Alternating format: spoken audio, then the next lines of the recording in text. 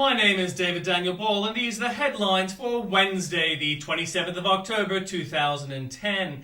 Today's tune has Quentin Alice Louise Bryce, the former governor of Queensland. And a Bible quote: "All scripture is God-breathed and is useful for teaching, rebuking, correcting, and training in righteousness, so that the man of God may be thoroughly equipped for every good work." 2 Timothy 3:16-17. And in headlines from Fox, left-leaning tech giants brace for what's to come after November the 2nd, when midterm elections could also change the price of your next laptop, and whether Facebook faces government scrutiny for its security policies. Voters in one Nevada city say Senate Majority Leader Harry Reid's name was already checked when they went to cast their ballots on electronic voting machines Monday. After losing his battle buddy in the Vietnam War 40 years ago, Fred Niles set out on a mission to find his fallen comrade's family to tell them he died a hero, a mission he has accomplished thanks to a series of fortunate events. Vatican urges Iraq to not carry out the death sentence for former Iraqi Foreign Minister Tariq Aziz and says it may intervene diplomatically to try to halt it. And in breaking news from news.com.au, missing Aussie surfers found safe. 9 Australians missing for almost 24 hours after a powerful earthquake triggered a deadly tsunami in Indonesia's west are safe and well. A tsunami that pounded several islands in western Indonesia killed at least 113 people and scores more are missing. Indonesia's Mount Merapi erupted 3 times last night, causing thousands to flee and claiming the life of a 3-month-old baby girl as it emitted searing clouds and volcanic ash. Pope Benedict XVI overnight urged immigrants to integrate and respect the national identity of their host countries and said they should be given a Christian welcome. An Afghan police chief and 3 other policemen were killed when a roadside bomb ripped through their vehicle in western Afghanistan, officials said.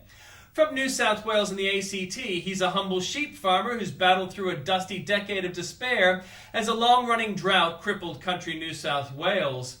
Business experts have slammed the HSC curriculum for failing to provide skills where they're needed. Bullying victims are using a mobile phone to turn the tables on playground thugs who threaten them with violence. The wife of Environment Minister Frank Sartor wrote to council over a developer's existing use rights to build behind her home. Paramedics are refusing to use 2 of the ambulance service's rescue helicopters after a patient was forced to be offloaded. From Queensland, Brisbane residents will be able to watch anything from news to big sports events in the CBD on massive TV screens in King George Square and Queen Street Mall.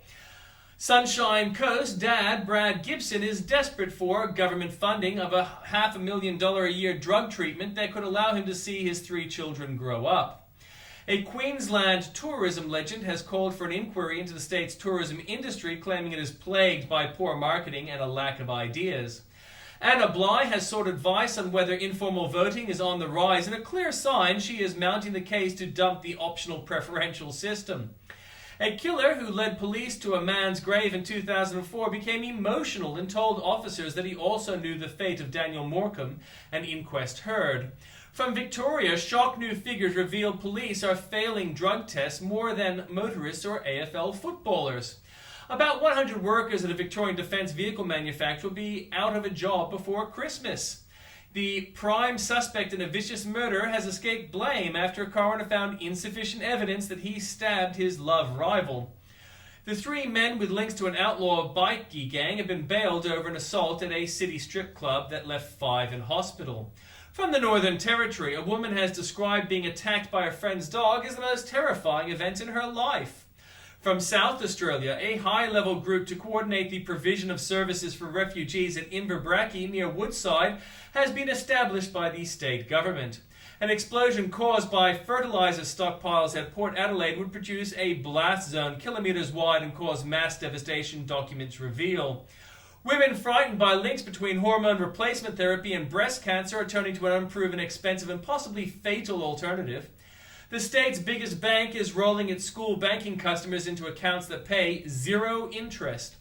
The Supreme Court has gagged all debate about Burnside Council report, declaring both the document and any account of it forbidden.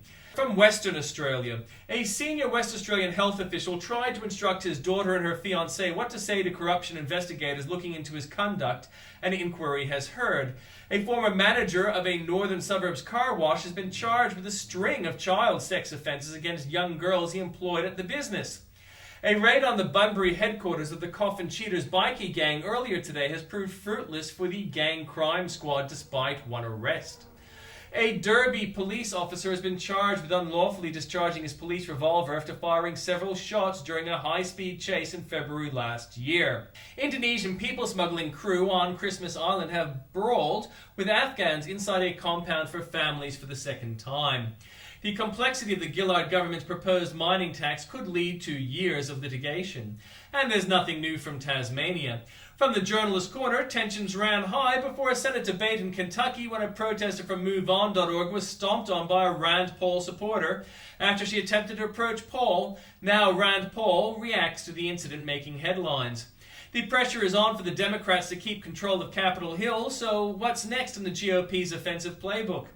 Does Williams have a case against NPR? Is it legal? Investigates. Plus, Krauthammer's political predictions for the midterm elections. With 7 days until Election Day, Bret Baier, Megyn Kelly, and the most powerful political team gear up for fair and balanced coverage on November the 2nd. And in comments by Bill O'Reilly, the election and the Muslim controversy. From Andrew Bolt, boats, boats, boats. New South Wales says the price for saving us from global warming is too high.